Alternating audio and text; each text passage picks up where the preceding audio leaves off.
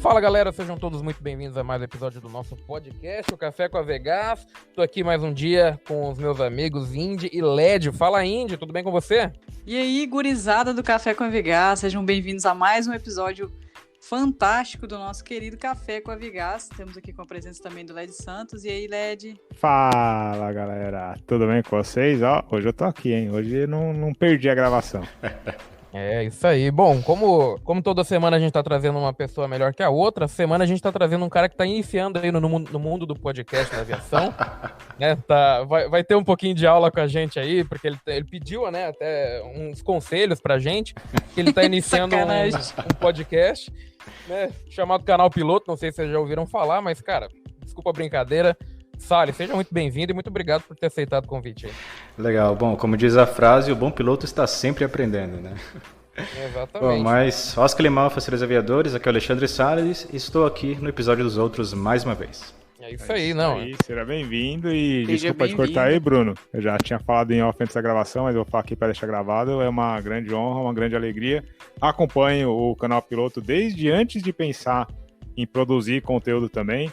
O Canal Piloto, o CPcast também. Então é uma grande honra, uma grande felicidade ter você aqui. Obrigado por aceitar o convite. E a gente eu aprendi muita coisa na aviação, na produção de conteúdo, na produção de vídeos de YouTube, de podcast. Então, vamos tocar um pouquinho de figurinhas aí também. Já puxei o saco também, agora já fiz minha parte. Eu fico feliz de estar aqui com o Led, porque ele foi o segundo grande canal que, assim como eu, teve o desafio de investir nessa parte de instrução aeronáutica, né? Que é um conteúdo onde o pessoal, de início, não busca aquele tipo de conteúdo, mas é um conteúdo de extrema importância para o planejamento da pessoa que quer iniciar na formação, né? Uhum. Mas, cara, fala um pouquinho aí como você começou na aviação, por que você depois passou para essa parte de produção de conteúdo. Se quiser dar uma resumida aí, até porque você já tem isso publicado em outros locais, só para a galera que está aí no Café com a Vegas conhecer um pouquinho, entender um pouquinho da história. Bom, diferente de parte do pessoal que normalmente já tem amigos na aviação, família da aviação, né? Não, eu fui o primeiro nesse sentido, tanto que o meu primeiro voo foi a minha primeira aula de voo lá do piloto privado, e o meu primeiro voo como passageiro de linha aérea, né, por assim dizer, só ocorreu, depois de eu já ter feito, 50 voos em comando, por exemplo. Então, eu não tinha nenhum contato prévio com a aviação. Eu moro aqui no litoral de São Paulo, em uma cidade que é referência como polo industrial. Então, a maioria do pessoal que nasce, né, e vive aqui acaba fazendo algum curso de metalurgia, de siderurgia, ou algo assim via Senac, ou cursos especializados para trabalhar na indústria aqui da região. Eu acabava de início pendendo para esse lado, mas já na época da escola, a primeira coisa que acabou me enviesando para o outro lado foi uma professora ótima de história que eu tive, que fez eu ter um interesse nessa área através da área da história. Eu me interessei sobre os equipamentos de guerra, assim, da Segunda Guerra, Primeira Guerra, incluindo aviação militar. Por causa da aviação militar, quando eu comprei o meu primeiro computador e fui procurar alguns jogos, né, para me divertir ali em 2005, 2006, eu me deparei com um jogo chamado B-17 Flying Fortress, que é um jogo de bombardeiros da Segunda Guerra, né? E unicamente através desse que eu tive o interesse pela aviação como um todo. Eu tive esse interesse de ingressar na aviação, só que fazendo ali uma análise e planejamento profundo, eu vi que a aviação militar não seria o indicado para o meu caso, porque eu não gosto de tomar tiros, simples assim. Aí, bom, eu acho que acho que a maioria das pessoas, mas enfim. Bom, eu acho que a aviação civil deve ser um pouquinho mais própria para mim nesse sentido, né? Exato.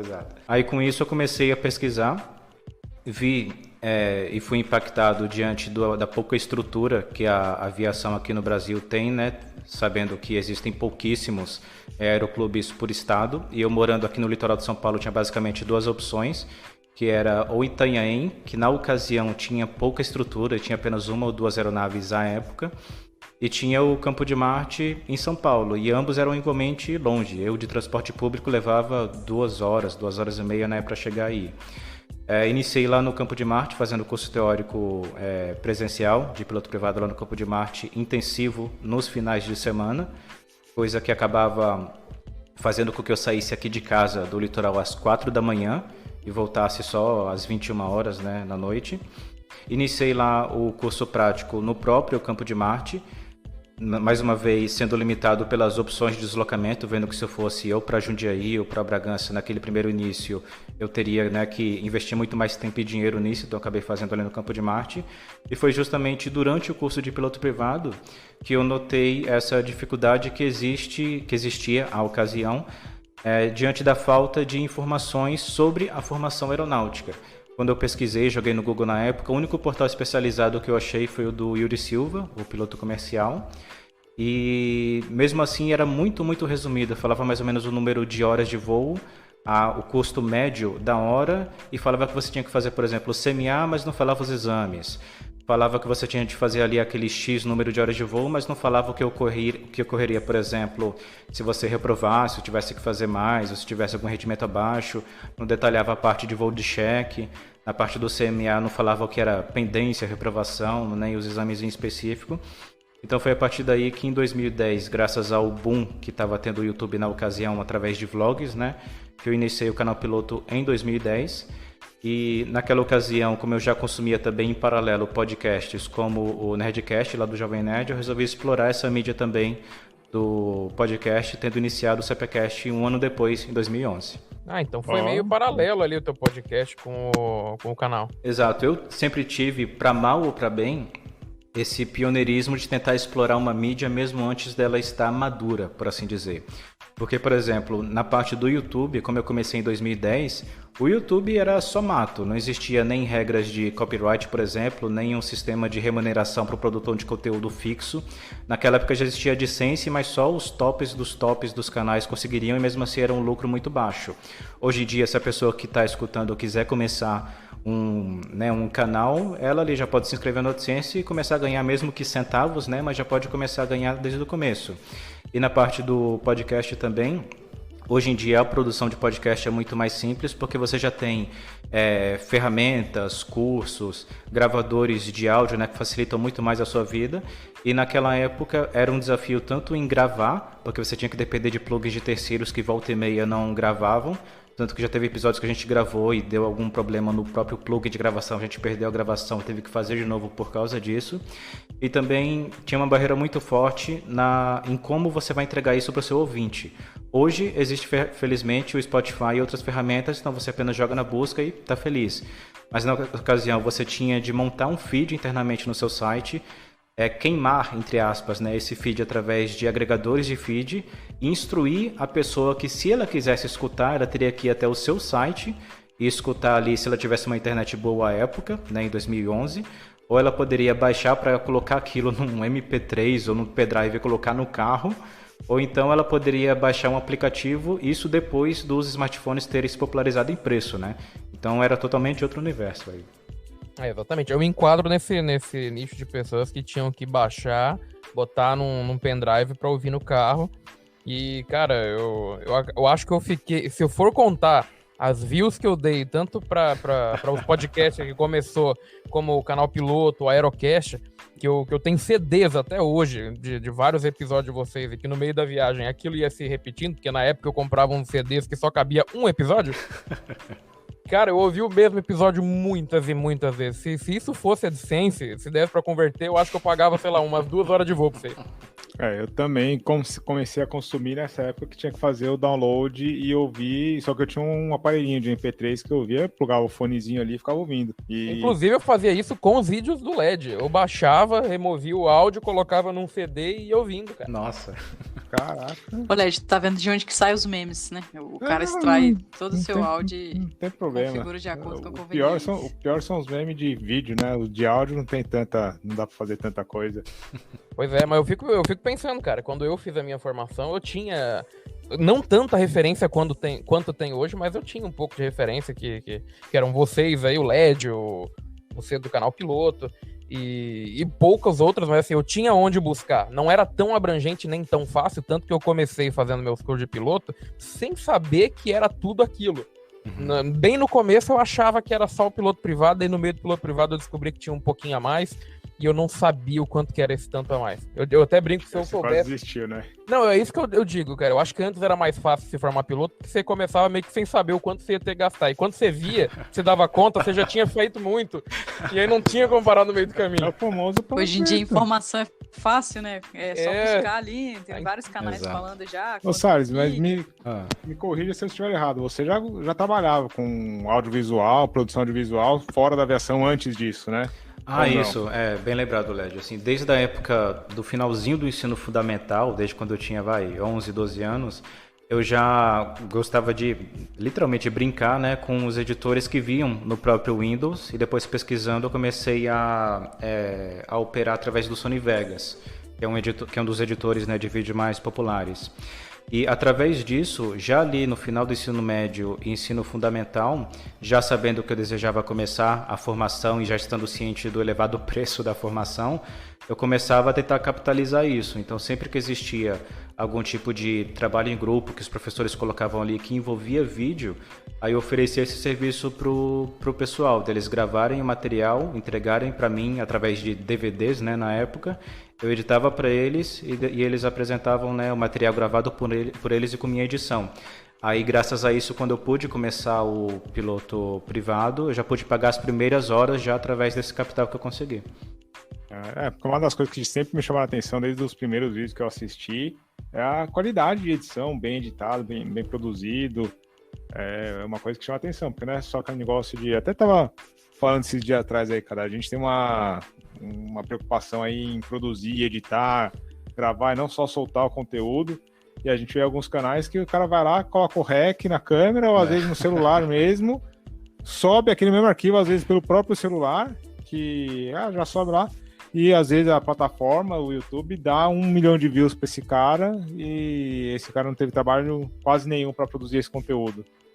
Eu vendo isso em outros canais de outros conteúdos que eu consigo consumir, por exemplo, canais de carros, né? Desde que eu tirei a minha habilitação de carro, eu tenho consumido isso mais para conseguir conhecimento técnico diante disso, vendo que eu tirei minha habilitação de piloto privado aos 19 e a de carro só aos 28, né? Então eu fiz o inverso aí de todo mundo. Aí vendo isso, eu acabo consumindo alguns canais de carros e eu, pessoalmente, cara, eu não tenho a paciência para consumir de modo completo canais que produzem esse conteúdo do modo que você falou, que a pessoa apenas começa a gravar, coloca a edição mínima e apenas depois coloca no canal. Então tem até vezes que eu vejo que aquele episódio em si aborda algo que eu quero saber, mas como eu vejo que o cara publicou um episódio de 40 minutos, onde 70% daquilo é só ele errando, voltando e dando oi pro pessoal e mostrando, sei lá, a oficina dele no caso, eu acabo não consumindo. Agora, quando eu encontro algum outro canal onde a pessoa preza muito pela concisão, ou seja, conseguir passar o máximo de conteúdo diante do mínimo de tempo, né? Aí eu acabo dando preferência para isso. Ainda mais no YouTube, que é algo que você normalmente tem que consumir em curto espaço de tempo.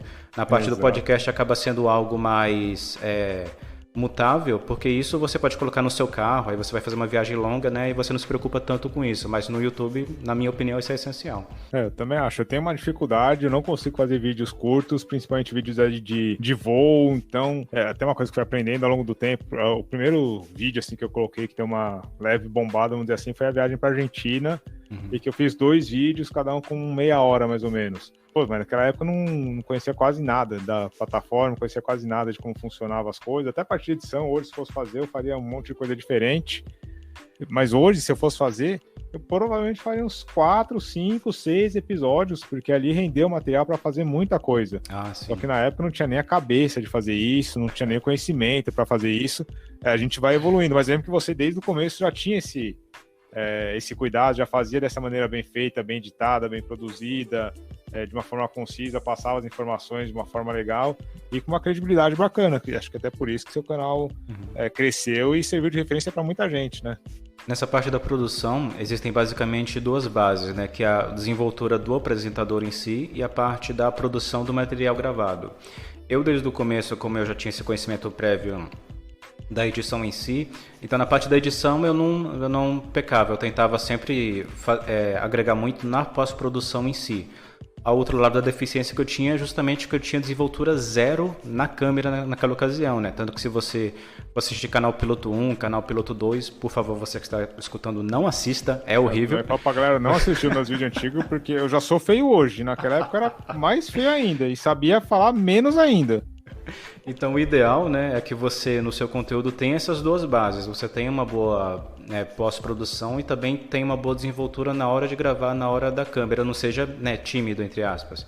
Então, o Canal Piloto, desde o começo, teve uma boa edição, mas essa parte da desenvoltura na câmera aí teve que, né, ser agregado ao longo do tempo. Já na sua parte, quando eu conheci o seu canal e vi os primeiros vídeos, principalmente comparando com o início do Canal Piloto, né, eu vi que você já estava anos-luz na frente nessa parte em específico de como lidar com a câmera. Não precisa puxar o saco não, cara. Não precisa puxar o saco. Cara, tem um vídeo meu, assim, tem muita gente, você recebe essa pergunta até mais do que eu, como eu faço para ser piloto? Como que funciona a formação? Eu sempre recebi muito essa pergunta. Aí uma vez eu fiz um vídeo que é do zero até você ter a carteira de instrutor de voo, que é mais ou menos o caminho que a galera segue na aviação, se a galera não tiver nenhum peixe, nenhuma companhia aérea. E aí eu fiz um vídeo falando desde o PP, do CMA, da parte teórica, que não precisa de banca, mas se você pode fazer, que não precisa do curso teórico, precisa só da banca, que você pode fazer o curso teórico, mas não é obrigatório. Expliquei tudo, aí depois falei do PC. Enfim, é um vídeo meio que coringa no meu canal, sempre que alguém me pergunta, eu vou lá e mando esse vídeo, mando o link. Legal. Mas, cara, aí eu fui fazer a besteira, deu abrir o vídeo. As informações estão corretas, tá, galera? As informações estão certas, tá tudo bonitinho. Mas a minha cara ali, cara, parecia essa pré-adolescente cheio de espinha na cara inchada, parecia que tinha... Nossa senhora, eu tenho vergonha. Eu tô pensando em tirar o vídeo e deixar só o áudio, sabe? Transforma ele em podcast, Led. Deixa ele em podcast, cara. E aí eu até falo, puta, vou regravar isso aqui, mas vou regravar, já tá gravado lá, eu deixo. Você também não tem o... pra mim tanto faz, não tem o objetivo do canal, né, eu ser bonito, né, eu passar minha imagem pessoal, então eu também não tenho essa questão de ego e tal, pra mim não é isso que eu tenho vergonha alheia de mim mesmo, eu tenho. Mas, ô Salles, você começou a aviação e o canal, quer dizer, você começou o canal porque você queria fazer algo da aviação dentro dessa proposta de mexer com audiovisual, ou foram coisas paralelas que em algum ponto começaram a se encontrar? Foi diante da necessidade que eu vi uma vez que eu já havia começado na aviação. Então, colocando no timeline, eu comecei o meu teórico de piloto privado presencial em 2009, comecei o meu prático em 2009 e 2010 e o canal em si em 2010 e o podcast em 2011. Então eu só comecei o canal e o podcast vendo a escassez de informação que havia com aquilo. Então quando eu estava chegando no final do piloto privado, eu vi que eu havia errado em várias coisas, que eu havia gastado muito mais tempo do que eu precisava, que eu havia gastado mais dinheiro do que eu precisava. Aí por causa disso eu resolvi criar esse conteúdo para auxiliar outros que, né, seguiriam aqueles passos. Então, por exemplo, colocando em valores da época, eu chequei o meu piloto privado em 2011 tendo gastado cerca de 14 mil reais.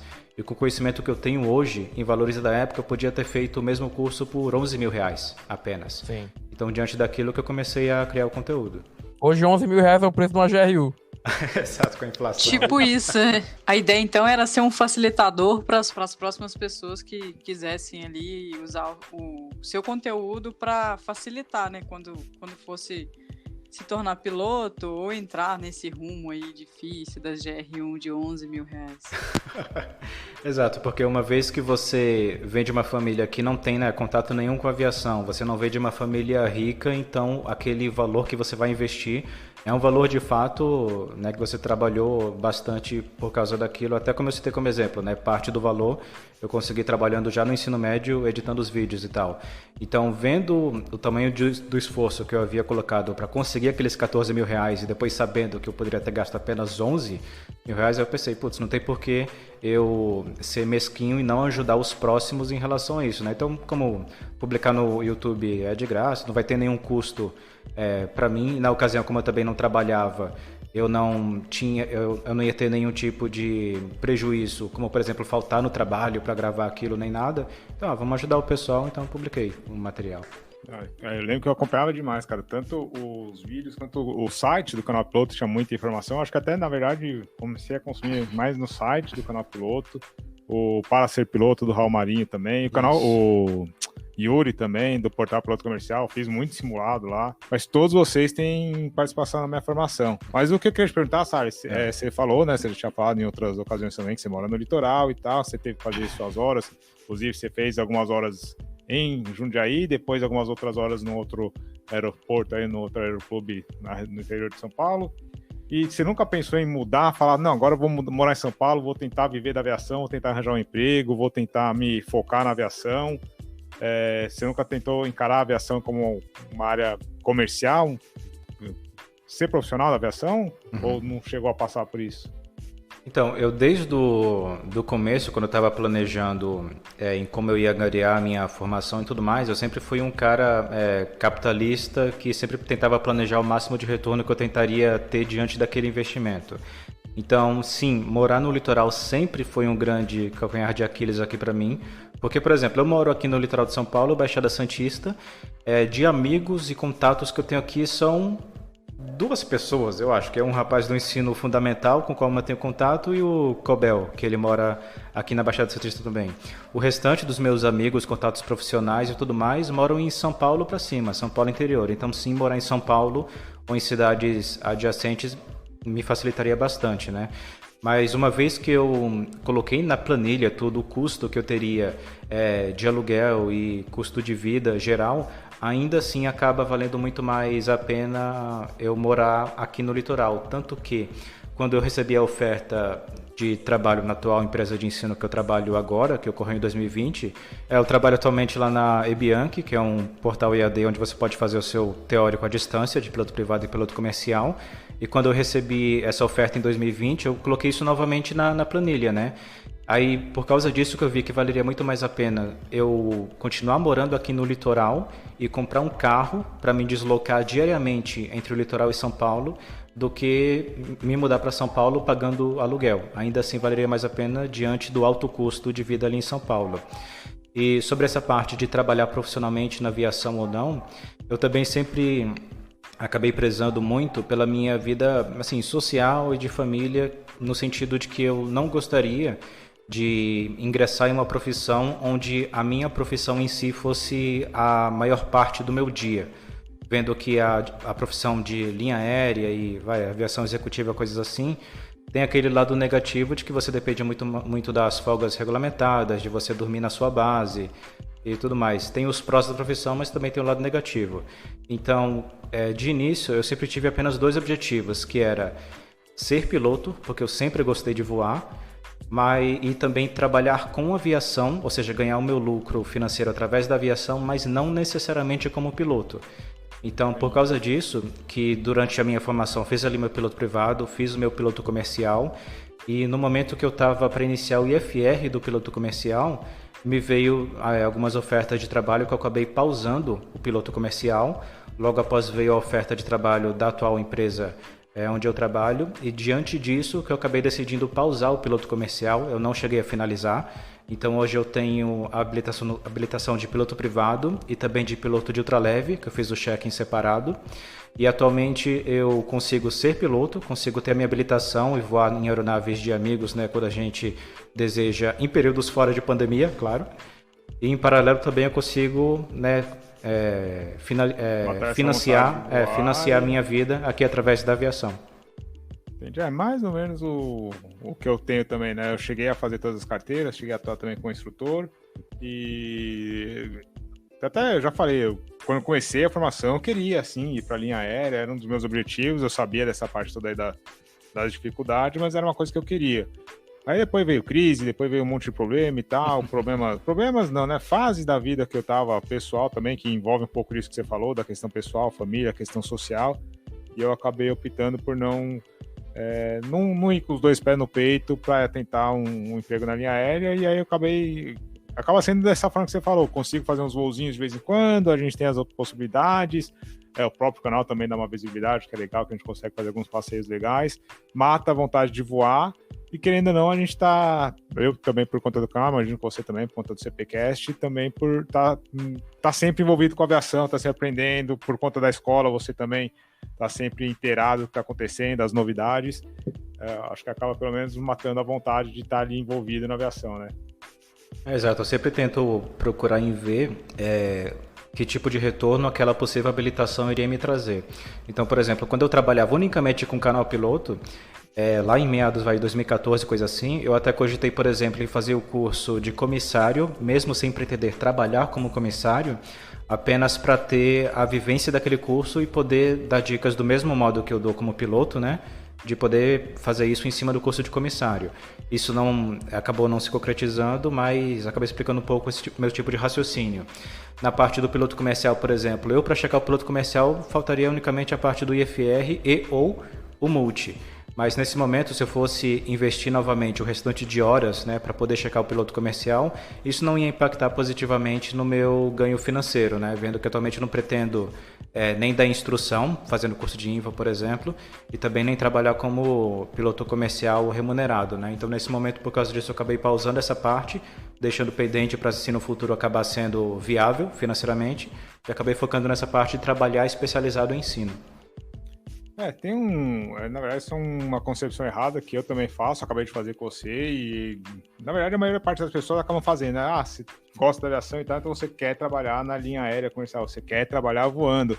Na verdade, não, na verdade, você pode gostar da aviação, ser piloto privado, voar ou ser piloto aerodesportivo, por exemplo, e até trabalhar em outras áreas da aviação que não necessariamente como piloto comercial, ou como piloto executivo, ou como instrutor de voo. A aviação é um leque muito grande e é normal, eu mesmo que estou nessa área também faço essa definição errada, mas é normal existir em outras áreas de atuação na aviação. Isso é até bacana de falar, principalmente para quem está ouvindo aí, a maior parte delas provavelmente o pessoal que está querendo entrar na aviação, para ver que existem outras maneiras, assim, o pessoal fica meio desesperado, querendo entrar logo, ou foca só na linha aérea, igual você falou, ou só na executiva. As pessoas acabam se encontrando no meio do caminho ali, onde elas conseguem conciliar, às vezes, um trabalho até, talvez, que não imaginava fazer, mas que faz com o mesmo gosto e consegue conciliar aí as duas pontas, né, para você ver. O Alexandre, o LED também é um ótimo exemplo disso, né, LED? Consegue fazer os voos ali quando necessário, quando quer, quando tem vontade, e consegue conciliar essa vida com outras profissões. Quando tem vontade, nem sempre, né? Porque aí tem que achar avião. Se fosse pela vontade, ia ser 24 horas por dia. Se fosse pela vontade, eu não ia estar aqui com vocês agora. Mas isso é verdade. A aviação, ela não é só uma carreira, né? Ela só não é só um caminho. Você pode, até dentro da profissão de piloto, você tem um leque muito grande para seguir. Não é só, sou piloto, vou para a linha aérea. Você pode seguir vários caminhos. Você pode. 90% das pessoas, até as que estão na aviação, só pensam na linha aérea. Até o cara que começa. Eu acho que todo mundo entra por isso. No curso de piloto privado. É bacana até falar. O cara vai fazer o CMA, o cara tá pensando no Airbus, no 737 que ele vai voar, no 787. Às vezes em pensar só eu falo até em questão de pilotagem mesmo. Eu, quando comecei o curso de manutenção, eu pensava em fazer pilotagem, usar aquilo como ponte para poder fazer. E no final das contas eu me encontrei hoje na minha profissão. Isso não tá errado. No meu ponto de vista, isso não tá errado. Se você tivesse como meta, bacana, serve até como incentivador para você. Tá? Uma vez um cara foi voar comigo, era, segundo, terceiro voo dele. Aí a gente fez o voo de instrução, tá bacana, fizemos um debriefing, o cara saiu do voo, eu vi que ele queria me perguntar alguma coisa assim, tá? E tava meio tímido. Falei, cara, posso pedir uma coisa? Pede, né? Fala, já foi todo voo. Cara, eu queria tirar uma foto no avião com uniforme de piloto. Eu tenho aqui, eu posso tirar? Vai lá, cara, tira. Aí ele pegou e falou, não, é que tem gente que zoa, que dá risada, porque eu ainda não chequei não sou piloto e tal.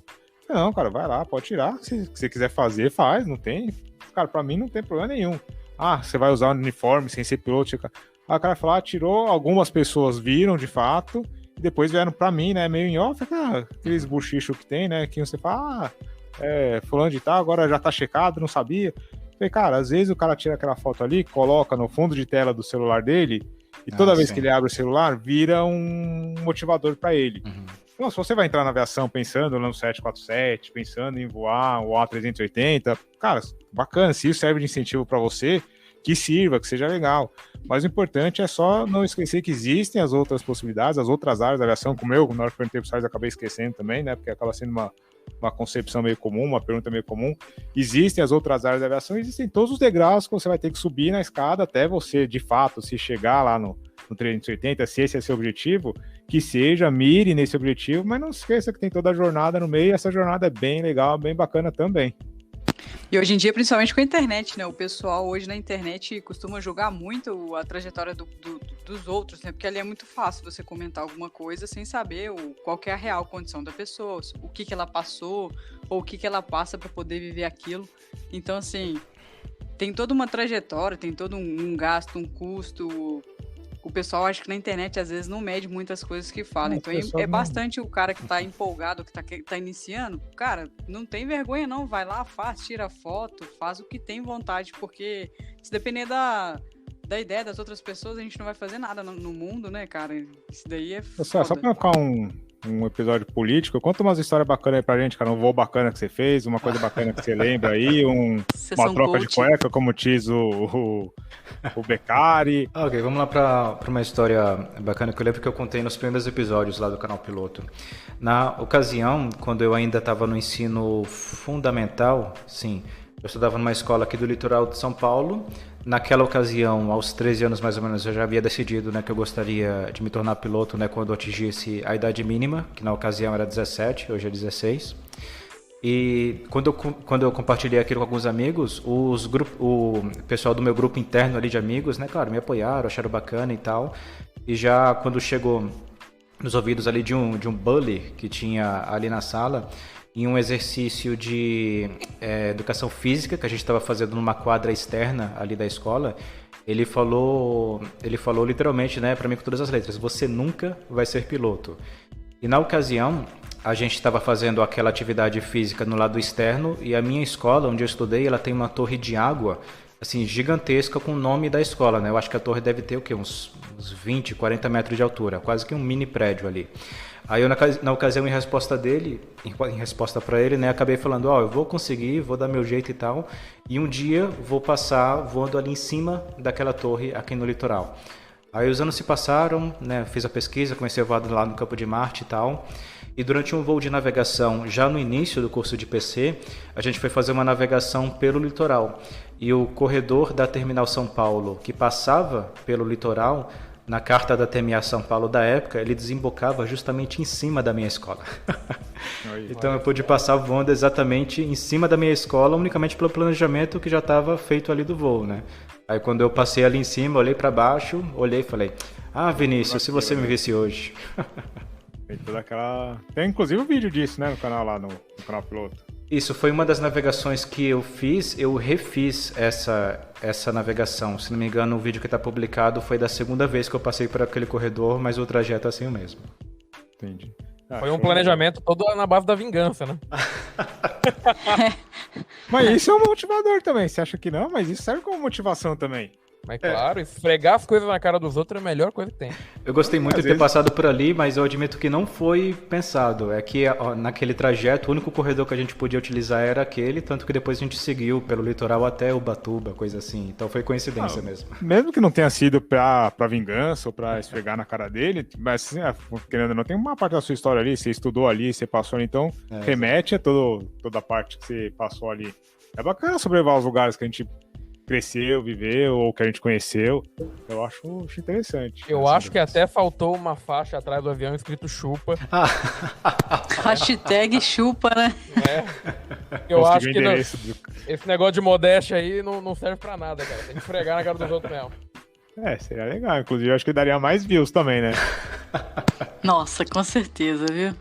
Porque também tem os caras que fazem tudo pelos views, né? Não é o caso do Canal Piloto, mas tem uns caras que fazem tudo pelos views. Cara. Então, esse é o tipo de decisão que todo produtor de conteúdo tem de pensar bem antes dele lançar o conteúdo. Porque tem o tipo de conteúdo que você sabe que a pessoa precisa assistir para se tornar um melhor piloto, e tem aquele tipo de conteúdo que você sabe que vai atrair mais views. Então, entre você fazer um vídeo, por exemplo, que nem o que o LED citou, né? Como ir de 0 até INVA, teve X número de visualizações. Agora, se ele fizesse um vídeo chamado dei rasante na casa da namorada e chamar a Força Aérea, olha no que deu. Ia explodir de visualizações, né? Com certeza. Lambuzada de Nutella. Lambuzada de Nutella, exatamente. Não, cara, a gente sabe como é, inclusive, não sei se você quer falar ou não, se você ficar confortável de falar, teve uma polêmica grande no Canal Piloto também, envolvendo muita gente falou que era caça clickbait, né, do negócio lá em Jundiaí. O do voo solo? Do 360. Sim. Então, pô, nesse episódio, né, era justamente agora que seria bacana o Ribeirinho ter sido convidado também, porque ele pode falar isso mais do âmbito pessoal. Inclusive, só um parênteses aqui, desculpa aí, Ribeirinho, cara, eu sou péssimo, cara. Vocês são, assim como o Sais, também fazem parte de tudo isso que a gente tá falando até agora, vocês também estão mais do que convidados agora já aqui gravado para participar com a gente numa próxima gravação. Que conste nos autos do processo que eu só não estendi, porque se não estava citado no convite eu não havia entendido isso. Não, mas é bom que a gente tem desculpa para gravar outro. Exatamente, já fica para uma próxima, já está estendido, a gente já tem outro para gravar. Mas bom, então futuramente, se o Ribeirinho desejar, ele pode citar isso do ponto pessoal, vou citar do ponto de vista técnico. Estava eu procurando novos formatos para explorar ali no canal Piloto, quando eu vi um canal em inglês, onde um piloto que estava lá fazendo a experiência dele, ele publicava vídeos dos próprios voos, né? Não era nenhum canal como o nosso que ele se sentava e produzia conteúdo sobre aquilo. Não, era só a pessoa compartilhando a experiência dele. E ele, estando ali próximo do cheque de piloto privado ou já checado mais a ganhada experiência, ele publicou um vídeo intitulado algo do gênero Student Pilot Forgets How to Land, ou seja, piloto estudante esquece como se pousa. Aí no vídeo em si, ele iria fazer alguns TGLs ali para ganhar experiência, né, de TGL, aproximação e tal. Ele decolou, fez o primeiro circuito, na parte da aproximação ele embarrigou um pouquinho, aí ele foi e não pousou, arremeteu. Tentou novamente, ele veio alto demais, arremeteu. Fez mais um circuito foi pousar novamente, veio baixo demais. Arremeteu. Na quarta vez veio vento de través, arremeteu de novo. Só na quinta, sexta tentativa que ele se sentiu seguro, pousou, né, e parou o voo por ali, não continuou fazendo os TGLs. Ou seja, é um vídeo onde ele registrou 100% dos erros dele, sem nenhum comentário, sem nenhum contexto, sem falar experiência nem nada. E ele publicou aquilo unicamente para mostrar que erros ocorrem, que ninguém é perfeito, né, e por aí se vai. Vendo, então, os comentários e os likes e dislikes, você pode ver que, eu pude ver, né, que a comunidade aeronáutica internacional totalmente aplaudiu aquele tipo de coragem dele, vendo que você divulgar seus acertos, todo mundo faz. Agora, os erros e deficiências, né, nem todo mundo faz. Então, a aprovação do vídeo foi total e nos comentários, as poucas pessoas que criticaram ele apontando de fato os erros, né, acabaram dando o contexto, explicando por que isso poderia ocorrer, e a grande maioria acabou felicitando ele, né, diante daquele conteúdo que ele pôde colocar, vendo que a grande maioria da segurança de voo como um todo vem através da gente analisando erros, analisando acidentes, né, e melhorando através dos erros dos outros. Aí, vendo isso, eu compartilhei com o Ribeirinho na ocasião e falei para ele: Ribeirinho, você lembra do seu voo solo que você fez 2 anos atrás? Ou seja, já tem isso. O episódio que a gente abordou aquilo foi de um acontecimento ocorrido 2 anos atrás, que havia ficado engavetado. Mas eu falei com ele: o que você acha da gente pegar esse tipo de dificuldade, de tomada de decisão que você teve aqui, a gente explorar, né, num vídeo? Aí a gente produziu esse vídeo com a narração do Ribeirinho dando aquele contexto. A gente renderizou e deixou finalizado e mandamos inicialmente para alguns pilotos de linha aérea, para alguns instrutores, para o pessoal da própria escola onde ele fez isso, e todos deram, né, a green light. Não, pode publicar, que é algo válido para se fazer isso. Aí, diante da publicação, inicialmente o pessoal que conhece o canal Piloto e sabe do que se trata o canal, eles entenderam o contexto e eles entenderam o objetivo do vídeo, que é alertar para aquele tipo de coisa que pode ocorrer, e a mensagem basicamente que desejava ser passada é: se você não se sente confortável em fazer alguma coisa, seja por você estar voando ou num local novo, ou ter pouca experiência, ou nunca ter feito aquilo, não se sinta acanhado em negar, em falar que você não se sente confortável naquele momento. Depois que o vídeo foi publicado, a gente começou a ter críticas diante de alguns pontos específicos. E por quê? Primeiro, porque aqui no estado de São Paulo existem muitos críticos da escola em específico onde o Ribeirinho fez esse voo solo. Porque o voo solo aqui no Brasil, ele é limado por muitas das escolas. Normalmente as escolas só deixam você fazer o seu voo solo das 20 horas, que é um circuito apenas. Agora, voo solo, onde você teria que fazer, por exemplo, na parte de navegação, onde pelo RBAC 61 você teria de fazer voo solo, as escolas não permitem e faz o famoso voo solo assistido, onde o instrutor vai. Então, por causa disso, essa escola ela tem esse diferencial e por esses outros motivos ela acaba gerando um pouquinho de inveja nas demais escolas, unicamente por ela fazer algo correto, que é dar ao aluno essa liberdade do voo solo. Então, diante disso, e até o pessoal pegando coisas mega simples, como por exemplo, tem gente que achou que pelo fato dele estar utilizando óculos escuros, ele estava soando muito elitista, olha só. Mas um dos principais pontos é que por ser um vídeo curto, teve gente que na ocasião fez o download daquele vídeo de uns 3, 4 minutos, fica um arquivinho pequeno, e começou a repassar via WhatsApp, dando o contexto de que era um vídeo que aquele piloto havia produzido e havia publicado para mostrar como ele teve a coragem de peitar o controlador de voo, para mostrar, olha só como eu tô certo aqui nessa história. Ou seja, tirando totalmente do contexto de um canal de educação e informação aeronáutica como é o canal Piloto. Isso acabou gerando, cara, muitos problemas pro Ribeirinho no ponto de vista pessoal. Ele não chegou a pausar a formação por causa disso. Os motivos pela pausa da formação dele, ele mesmo pode detalhar. Mas, por exemplo, chegaram a conseguir o número de celular dele e incluir em grupos para só depois começar a xingar ele, xingar a escola, coisas desse tipo. Aí foi nesse momento que a gente percebeu, através desse tipo de coisa eu acho que a aviação brasileira como um todo ainda não está no nível da aviação internacional quanto ao nível de comunidade aeronáutica que se ajuda, né? Cara, eu acho que não é nem só a questão da comunidade aeronáutica, eu acho que é a questão da internet, cara. Porque é aquele negócio de comportamento de... Não é de rebanho, tem um nome, esqueci. Manada. É quando, tipo, de manada, isso. Quando um cara faz uma piadinha e vê que o outro deu risada, o cara sai distribuindo aquela piadinha. Às vezes nem ele acha tão engraçado, mas quando ele vê que tá tendo audiência, tá tendo plateia, ele começa a distribuir essa informação, começa a espalhar para fazer o bullying ou para espalhar. E entra bem isso que você falou, principalmente as pessoas que não conhecem, que vê fora de contexto, ou que não sabem o que está acontecendo, não sabem o que está se passando por trás, podem até acabar acreditando e comprando essa versão. É o que eu costumo falar, todas as histórias possuem 3 lados, né? O lado de quem fala, o lado de quem ouve e a verdade. Né? Então você pega a briga de marido e mulher, o marido vai contar uma história, a mulher vai contar outra, mas na verdade o que aconteceu é um meio termo ali, entendeu? Cara, isso aí é bem triste, cara, porque assim, ó, a gente tá criando uma situação na qual a gente não tem esse tipo de informação específica, e eu falo por mim, porque no começo das minhas aulas práticas de piloto privado, eu via muito vídeos, inclusive do LED, mostrando como fazer as coisas, do Ed Romero, vídeos na prática, e claro, é legal a gente ver como que aquilo é feito, mas a gente não acha o que acontece quando você erra. E eu sempre fiquei atrás disso aí, falei, cara, e se eu errar? O que acontece? Né? Eu quero ver alguém errando, e não que isso do Ribeirinho tenha sido um erro, não isso, mas quando você vai postar ou divulgar alguma coisa... Exato.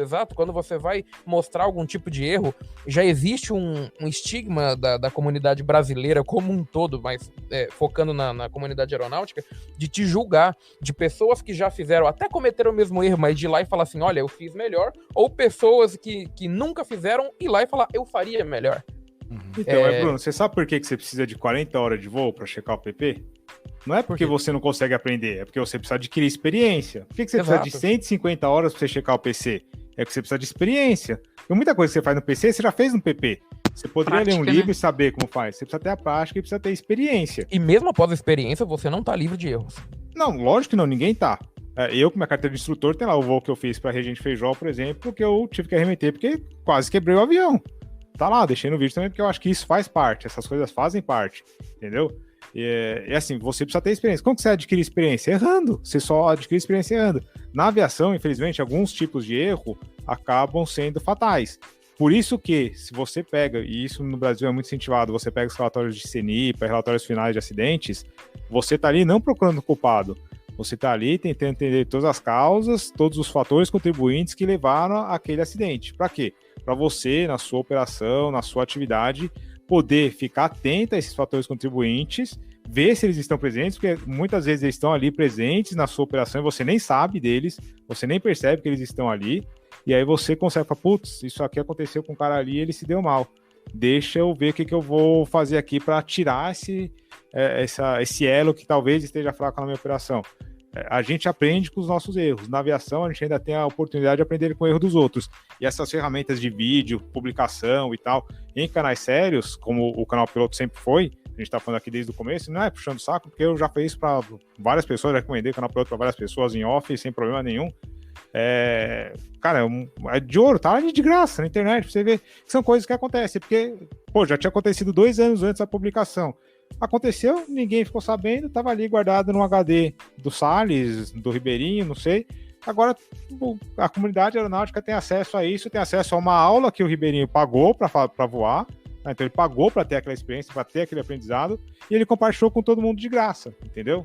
E mostrando que um voo solo não necessariamente é só um circuito perfeito que você vai fazer quando você tá perfeito. Que existe, sim, outros tipos de situação e que pode acontecer. Em vez do pessoal adicionar isso à sua experiência e falar, cara, olha, isso é uma das possibilidades, o pessoal decidiu cair matando em cima, porque esse é a mente do brasileiro, né? Você vê alguém errando, você transforma isso em meme pra humilhar a pessoa. Não é pra dar risada, é pra humilhar. É cultural, né, velho? Você vê que a mídia mesmo, ela usa a notícia pra enfatizar o erro e não o que ocasionou o erro, por exemplo. É porque e depois você reclama que não tem conteúdo do Brasil de tal assunto, tá aí, a resposta é essa. Então, mas a gente vê porque o pessoal acaba querendo ou não valorizando isso, incentivando, dando risada, tira de contexto, acaba dando audiência. A gente tá vendo isso acontecer direto com o Lito também. Pô, o Lito fala alguma coisa, às vezes totalmente fora de contexto, totalmente... Exato. O cara tá às vezes num podcast, às vezes não, aconteceu com ele, tava lá no podcast, tava lá no Danilo Gentili falando de uma coisa, de um jeito e tal, em locais, né, em mídias que são mais descontraídas, e aí foi uma coisa mais descontraída, o pessoal vai lá e já cai matando. Outro que também se ferrou por causa do negócio do 360. Exatamente. 360 sempre correndo atrás dos pilotos. Nossa, e a gente vê nesse caso do vídeo do Lito que é um entre aspas, erro 100% por distração, que todo mundo já ocorreu de trocar o 360 por 80, ou por exemplo, falar que vai virar para a direita e virar para a esquerda, sendo que você tinha intenção, mas falou errado, e o pessoal pega unicamente aquele trecho e já faz meme em cima e divulga e por aí se vai. Às vezes você nem fala errado, às vezes você fala um negócio que num contexto faz sentido, a pessoa de maldade ali pega num contexto totalmente diferente, tira daquela parte e joga ali na rede social. Hoje em dia é fácil fora. Fazer isso.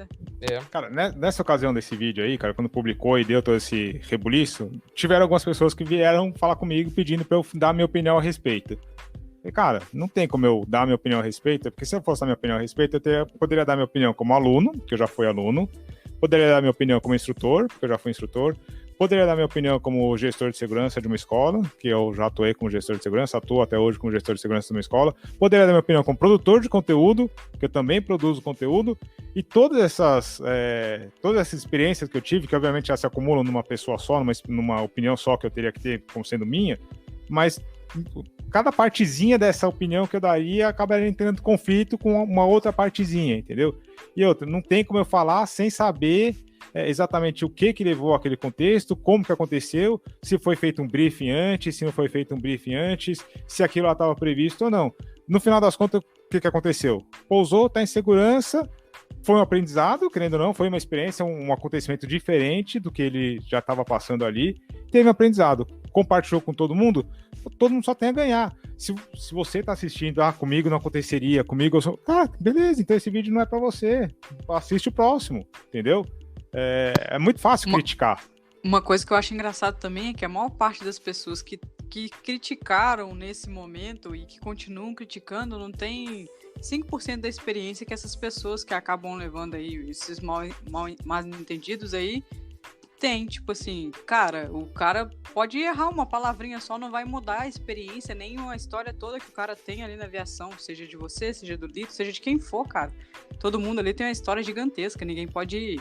por uma palavra só, pecar ela por nada. É que o pessoal acaba perdendo um pouquinho também. Às vezes o pessoal faz sem a intenção de fazer na maldade, às vezes o pessoal faz, que engraçado. Eu confesso, eu dei risada de vários memes naquela época, dei risada de vários memes do Lito também. Mas assim, beleza, dei risada, acabou. Igual alguém conta uma piada. Quantas e quantas piadas a gente já não deu risada de piadas de cunho aí racista, religioso, homofóbico, a gente dá risada, mas beleza, piada, você vai lá, ri, qual que é o limite do humor? Tem toda essa polêmica, não vou entrar aqui, obviamente, no caso, senão já vai virar outro devaneio meu, mas beleza, a gente, o cara falou, fez um meme, fez um corte, foi engraçado, beleza, é uma piada, você tem aquela licença poética, mas é que o pessoal acaba exagerando e ultimamente o pessoal tem exagerado cada vez mais, entendeu? Tá ficando na verdade a gente tá falando e o nosso convidado a gente meio que acabou roubando. Olha, desculpa, é assim mesmo, a gente vai longe. Mas é importante falar então eu vou mudar. Ô, Salles, o que você acha, então, de voar solo? O cara não tem a carteira de piloto privado ainda. Esquece legislação, esquece regulamento. O que você acha? Que isso é um negócio que é polêmico também. Eu vou anotar aqui a pergunta do LED, voar solo, mas só me permita citar uma última conclusão sobre esse assunto. Eu acho que o grande efeito negativo disso como um todo, não só no episódio isolado do canal piloto, mas de outros canais e pessoas que, por exemplo, enviam vídeos pro WhatsApp de aviação em algum grupo e aquilo sai do grupo, sai do contexto, vira meme também e tal, é que isso acaba se tornando o novo pano preto da aviação. Na década de 80 e 90 existia muito desse negócio do pano preto, que para as duas pessoas que não conhecem, explicando, o pano preto é basicamente a retenção de informação para outros pilotos. Então, por exemplo, se um piloto sabia voar IFR e ele era um dos poucos pilotos que sabia isso, ele não compartilhava aquilo com o primeiro oficial, com o copiloto dele, para reter aquela informação para ele e assim para ele ser um piloto mais valorizado. Esse basicamente é o conceito do pano preto. Na nova geração de pilotos que ocorreu ali do ano 2000, 2010 para frente, essa relação do pano preto tradicional acabou caindo bastante. Então a divulgação de informações através de canais, sites e tudo mais acabou sendo bem mais ampla. Então o pano preto nesse sentido antigo basicamente finalizou. Contudo, esse tipo de caça às bruxas diante de erros que as pessoas veem que outros pilotos cometem acabam limitando a mesma divulgação de informação do mesmo modo que antigamente o pano preto fazia. Então, por exemplo, eu já tive um amigo que ele foi pousar a aeronave dele, que era uma aeronave anfíbia, que era uma parecida com Petrel, se não me engano era um C-Max, alguma coisa assim, mas era uma bem parecida com Petrel e ela também tinha o trem de pouso retrátil. E na ocasião, quando ele foi pousar na água, ele esqueceu o trem de pouso baixado. Aí teve aquele mega solavanco quando ele tocou na água. Aí ele me pediu a opinião se ele deveria publicar aquilo no grupo, em algum grupo de anfíbio ou no canal dele, unicamente para isso. Olha, eu errei aqui, deu tudo certo, sobrevivi, mas muita gente não sabe a importância de você sempre checar se o seu trem está baixado ou não quando você vai pousar na água. Então eu queria publicar esse meu erro unicamente para isso. Aí eu dei essa dica para ele, aprender as pessoas vão, porém vão acabar memificando isso daí, vão fazer piada, vão te criticar. Então, se você morasse fora do Brasil, eu te apoiaria totalmente, mas você colocar isso para dentro da comunidade da aviação, atualmente nesse ano, de 2019, 2018, coisa assim, eu infelizmente não recomendo.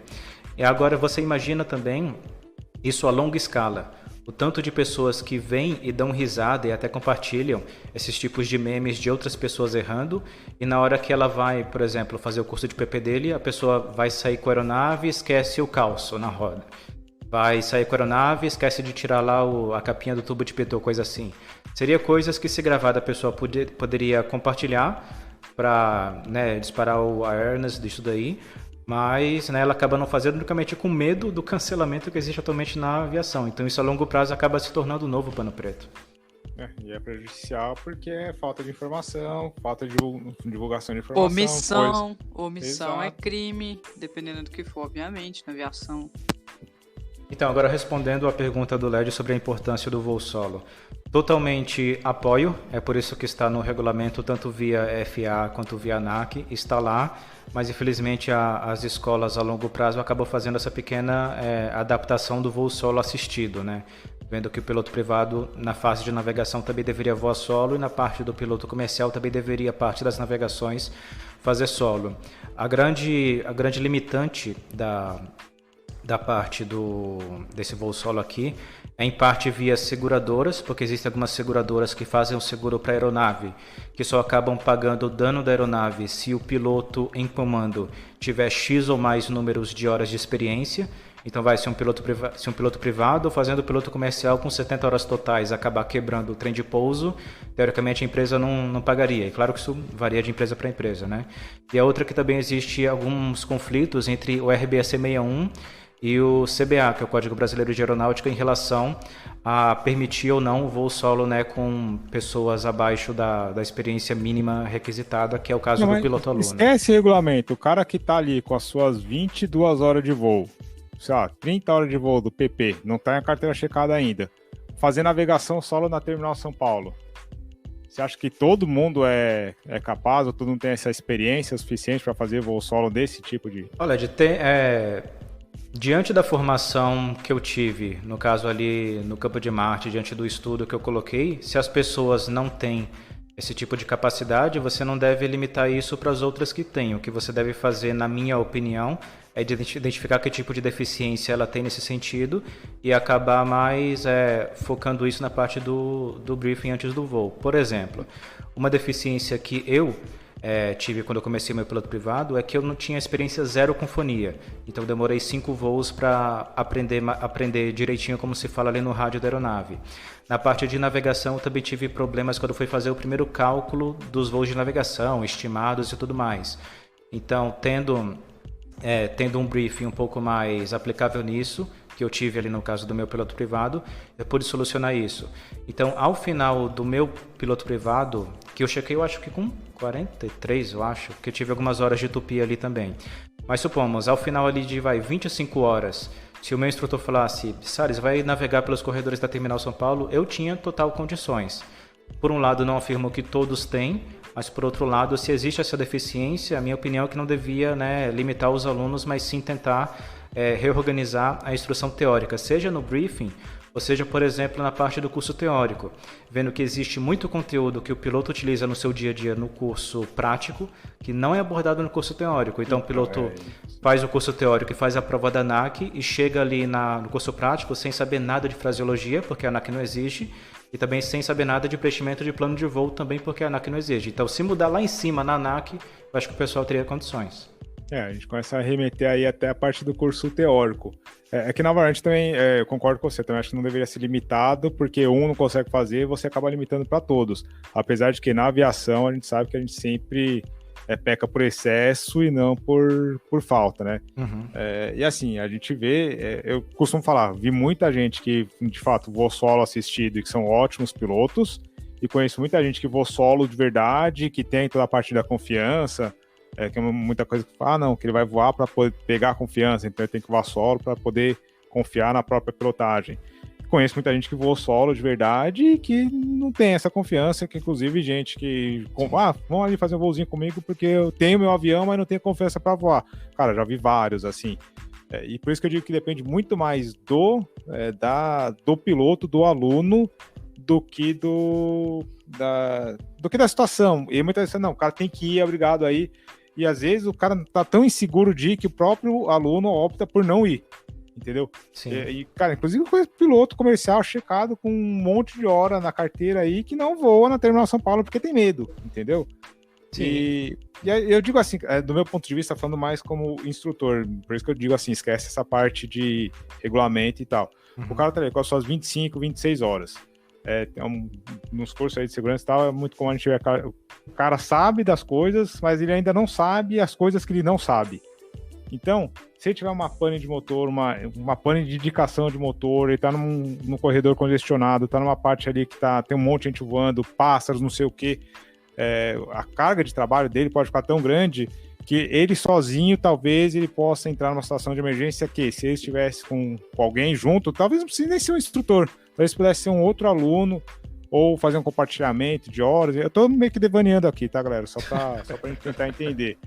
Talvez ele pudesse se sair melhor dessa pane, ou ele pudesse evitar de ter um problema por conta disso. Aí a galera, quando eu jogo isso, o que eu tô falando é roda de conversa, é devaneio mesmo. A gente vai para a parte de estatísticas. De fato, a gente não tem estatísticas com o aluno solo de que tenham tido ocorrências que tenham levado a acidentes. O que eu acho muito bom, acho muito legal, até porque, querendo ou não, graças a Deus, nossa aviação é bem segura, apesar dos aviões monomotores, apesar de ser avião de instrução e tal. Graças a Deus, os índices de segurança são satisfatórios, são bons, apesar da aviação de instrução aí ser um dos maiores, pelo menos no relatório de segurança da ANAC, a aviação de instrução é uma das que mais tem acidentes e incidentes. Mas enfim, eu não sei qual é a resposta certa também, eu tô devaneando mesmo.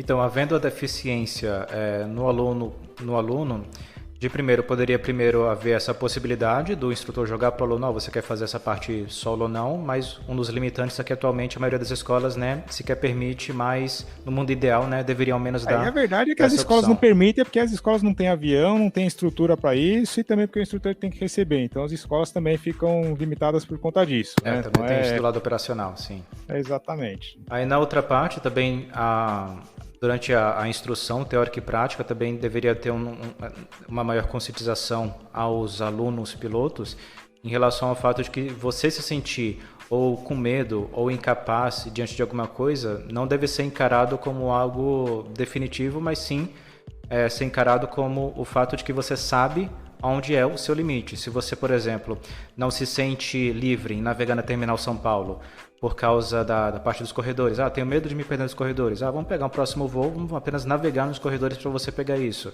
Eu tenho medo de voar em aeroporto controlado porque eu só opero, em Atibaia, por exemplo, que não tem torre, né? Vamos fazer um voo aqui para Jundiaí, o outro para Base Aérea de Santos, vamos fazer um outro voo para o Campo de Marte e tal. Então você pode trabalhar, né, em cima disso, sempre sabendo os seus limites. Eu também já tive alguns amigos que, sabendo dos limites, também procuraram ajuda nesse sentido. Por exemplo, eu tive um que comprou que ele fez o curso de piloto aerodesportivo, comprou a aeronave dele, mas ele tinha medo de fazer os voos de início aqui para Terminal São Paulo. Então ele, sabendo que eu voava aqui, né, eu fui fazer esses voos com ele apenas por lazer, no sentido que se ele tivesse algum tipo de dúvida eu estaria ali para ajudar. E também a primeira vez que ele foi voar aqui para o litoral, eu também vim com ele nas 2 primeiras vezes, sendo que na primeira a gente justamente acabou encarando aquela tomada de decisão, vendo que apesar da meteorologia falar que estava tudo ok, quando a gente chegou à parte da Serra do Mar tinha muita nebulosidade, a ponto de que talvez se a gente descesse ao nível do litoral, na hora de subir, né, já poderia estar tudo encoberto, e a única solução seria subir para o lado do mar, o que obviamente também nem é sempre recomendável. Então, a partir do momento que a gente viu aquilo, a gente acabou abortando o destino do voo e voltamos ali para a base. Então, você explicando para o piloto saber qual que é o limite dele e como que ele pode trabalhar em cima disso, e também o que ele pode fazer se ele se encontrar naquela situação, ele consegue, né, ter mais confiança. Citando o exemplo de se a pessoa se perder na Terminal São Paulo, é para isso que existe o controle São Paulo. Se você está perdido ali, não conseguiu se navegar pelas cartas, sei lá, pelo GPS homologado, pelo GPS do celular, que seja, o controle São Paulo está ali para ajudar. Mesmo que seja um embate ali no seu ego, no seu orgulho, você assumir que você está perdido, a segurança operacional preza por isso, peça ajuda. Sim, com certeza. Porque outra coisa, a escola voa solo, mas, cara, eu já vi, isso também é uma outra coisa que entra nessa equação toda. A escola libera para voar solo, mas tem alguns pré-requisitos para liberar solo, e eu acho que tem que ter mesmo. Uma experiência recente e tal, né?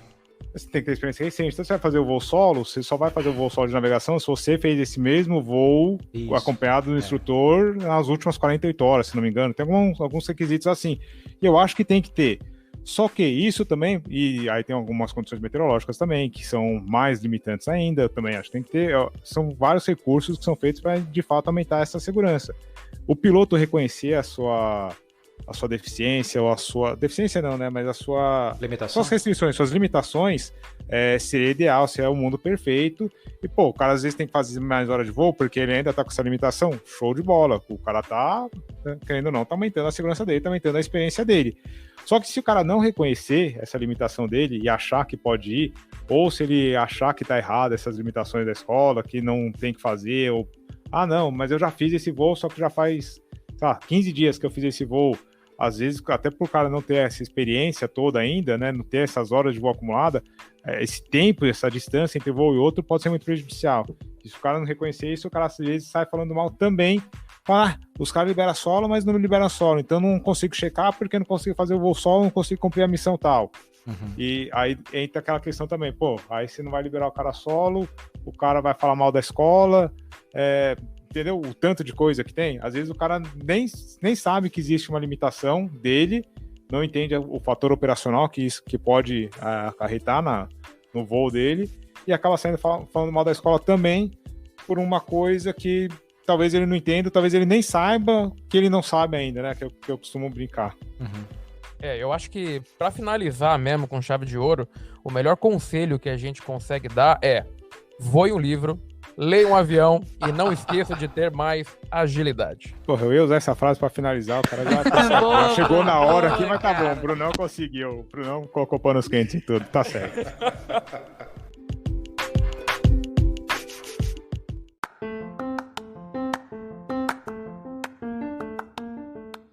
Pô, Salles, cara, muito obrigado aí, cara, velho. Foi legal pra caramba ter você aqui. Você era a peça que faltava aqui pra gente. A gente tá tentando organizar isso faz tempo pra caramba, né?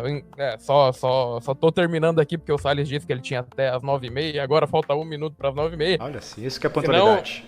Senão, pô, dava pra gente continuar esse assunto aí por horas e horas. Claro, você vai voltar aqui, você e toda a equipe do canal Piloto. Mas, cara, essa dívida, hein?